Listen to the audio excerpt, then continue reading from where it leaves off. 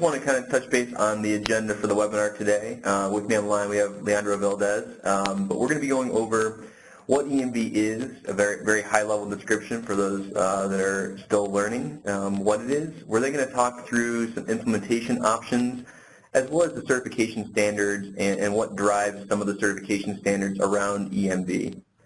We'll talk about an approach we think has added a lot of value in the market in our TriPause product. We'll then go into more detail about that product as well as talk about next steps and how to plan and prepare for EMV. So first off, what is EMV? Well, it's a terminal and card standard that has been built to gain more interoperability and more secure transaction at the point of sale. It does this by using additional data to authenticate that the card is valid and not counterfeit. So it's really to combat against counterfeit card fraud. It generates this dynamic data using a process called cryptography, where a unique cryptogram is generated for each transaction using keys as well as data from the transaction, like including the dollar amount of the transaction. So a unique cryptogram is generated per transaction. One important thing to call out is that cryptography and then encryption is used to protect the PIN block of the transaction on a chip and PIN transaction, but it is possible in a standard EMV implementation to still have clear card data coming off the chip and out of the EMV device. So standard EMV is not a data security solution. It doesn't encrypt the actual card data. It does encrypt the PIN block, and then the cryptography, like I said, is used to generate that dynamic data that we in turn use to validate that the transaction is being generated from an authentic card. Another important thing to note for those folks that are card not present solution developers, or maybe you have an omni-commerce solution, EMV is currently a card-present only standard, so it impacts card-present transactions. It should not impact your e-commerce or mail order, telephone order transactions. An important call out there is, again, EMV is used to combat counterfeit card fraud. However, we've seen in other regions that have implemented EMV that the fraudsters are going to then take the path of least resistance. So if you are delivering a card not present solution as well, it would be a good time to investigate and look at other ways to mitigate fraud for that card not present solution, as fraud tends to shift to that path of least resistance. Another important thing to really take a look at and get a visual on is the transaction flow between EMV and today's magstripe world. So in today's magstripe environment, you have static data, one-way communication of static data that's programmed on the track of a card that's read by a point of entry device through the point of sale, onto the processor, and out to the networks and the issuer. So it's one-way communication of static data, TAN data that's on that track of the card. You contrast that to the EMV transaction flow, which is really, as you see in all the arrows back and forth between that card and the EMV device, it's a dialogue between the chip and the EMV card. The first piece is having the terminal and the card talk to each other to understand each other's capabilities and configuration. So is it a chip and PIN card? Is it a chip and SIG card? Is the terminal capable of that? What networks does the terminal support? What networks does the card support? So there's this dialogue and negotiation that happens at the beginning of the transaction. Then the process of generating that unique cryptogram for the transaction starts. Again, using multiple elements from the transaction, including the final amount of the transaction. Those values then come out of the device to the acquirer, onto the networks, Visa, MasterCard, Amex, and Discover, and the debit networks, and out to the issuing bank that issued that card.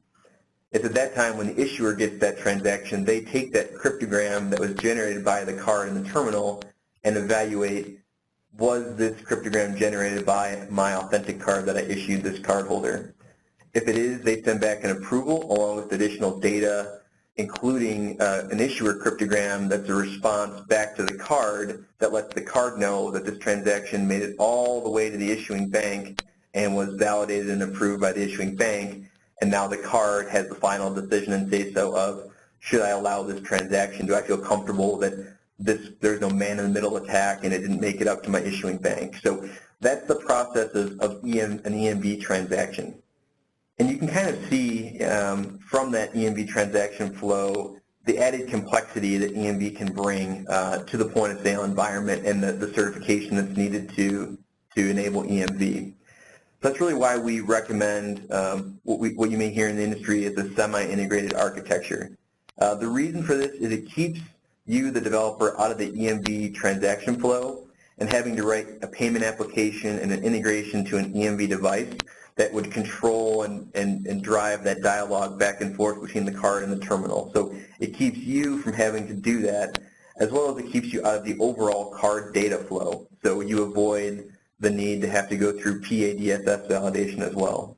What's actually really nice about the solution is, whereas it keeps you out of that card data flow, we can, with the solutions we're building with TriPause, we can still return you the data you need to handle items like receipt printing, as well as provide your merchant customers business reporting.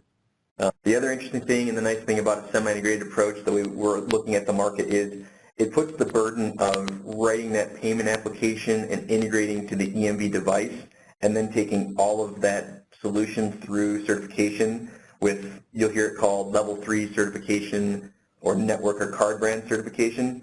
It puts the ownership of that on Element and our technology teams to make that happen. It also, EMV is not a one-time thing, so we'll take devices through the certification process with the card brands through our payment application, and then we'll continue to recertify those devices as well as add additional devices. And as soon as those become available and it's certified, they become available to you if you've integrated this semi-integrated architecture. EMV is not a one-time thing. It's not a one-time certification.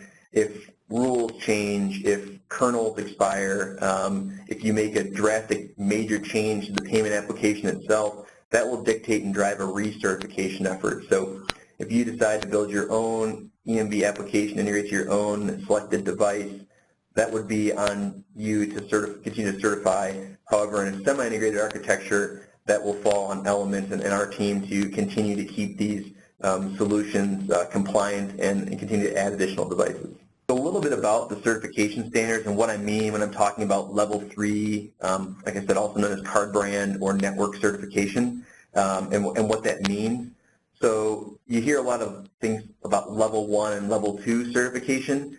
Those are driven and standards driven by EMV Co, and they're really on the hardware device and the EMV kernel, the software that's residing in the actual EMV point of entry device. Multiple devices in the marketplace today from hardware manufacturers are level 1, level 2 certified. However, that doesn't mean if you have an EMV card, you could walk in and process the transaction as EMV if a merchant has a level 1, level 2 certified device. To truly be able to take and process a chip-on-chip transaction, you need a solution that's been level 3 certified. And that level 3 certification is network specific. So it's testing the full payment stream end-to-end from the payment application to the EMV device, out to the acquirer, and on to the card brands, out to the network. So once that's been completed, we would now consider the solution EMV certified, and at that point, merchants and card holders would actually be able to process EMV chip card in the chip terminal transactions. So just to give a little bit more detail on what that level 3 network certification entails, each of the 4 major brands has their own testing tools, testing scripts, testing cards. They're all very similar but slightly different. These test cases would double if you're doing both contact and contactless. And it's really, network certification and EMV certification is really 2 parts. Part 1 is format testing, and that is, does the payment application pass the data formatted properly? So if the field is supposed to be 10 digits alphanumeric in place 47, is it coming in as 10 digits alphanumeric in place 47? That's part 1, that's format testing. It's similar to what we do today in the magstripe world, making sure that everything's formatted properly in the inbound message. But EMV takes it really a step further. Because of that data that's being created during the transaction between the chip and the card, in turn, the networks are requiring that we do data validation. So not only is the app passing the data in the proper format, but is the data itself correct based on the type of card used, the dollar amount? Did the application generate the cryptogram and other unique EMV values correctly? That's really what the part 2 of EMV certification entails, and really where the complexity begins. With that, we are actively working with our TriPause product to complete such certification. So I'll now hand it over to Leandro Valdez, who's our product manager on TriPause, to give you more detail about what the solution is and how it works. Hello everyone, this is Leandro Valdez, product manager for TriPause at Element Payment Services. I'm going to talk a little bit about the TriPause, which is our semi-integrated solution that now it's encompassing EMV and making end-to-end solution for integrators to, we really look at it as the last integration you have to build. So all the services can be provided through a seamless integration. TriPause is a payment application that runs as a Windows service. It typically runs on the same box that the POS application resides. We have a RESTful API, so it's a very easy and simple integration from the business app into TriPause. And then the other 2 legs of TriPause is on one end we control all the point of entry devices. We've been integrating the major brands like the Veriphones and the Ingenicos and the Equinoxes and Paxes. We're taking it as our resources are available and our customers are requesting, but eventually we'll have the full gamut. And this type of functionality completely isolates the business application from dealing with any card-sensitive data, so it reduces your PCI scope. And as Ray mentioned earlier, as you develop new functionality on your application, since it's decoupled from the flow of the EMV transaction, there is no need for recertifying any of your application. On our end, however, as we add more functions, we will have to recertify, and you as a developer inherit that certification. And the third leg of the TriPause triangle is the communication with the payment host. We do communicate with Express, our payment gateway, and you can process with multiple processors there. I have a use case here is where using TriPause, it's the module of TriPause is installed at the merchant location on the same PC or server that the point of sale application is running, and then from there the point of interaction device is connected to that server via USB port, and TriPause controls the communication with that device. And then via an Ethernet communication, we go out to the internet and connect with the Element Express payment gateway. We are working in other models of this topology for TriPause, and where TriPause will be residing in on different devices, either a small appliance or on as part of a tablet or portable device application. Again, with the same philosophy, TriPause will take control of managing the EMV capable device and the communications with the processor, so the business application is isolated from those tasks. When EMV was designed 20 years ago, all the data used to travel in the clear back then. The designers of EMV were focusing more on creating a mechanism to verify that the card was authentic, and in there they also put some mechanisms to also give the card a capability to authenticate that they're connecting to the right entity, in this case the issuer. Another of the focuses was, protecting the PIN, because there is a PIN capability on these EMV cards.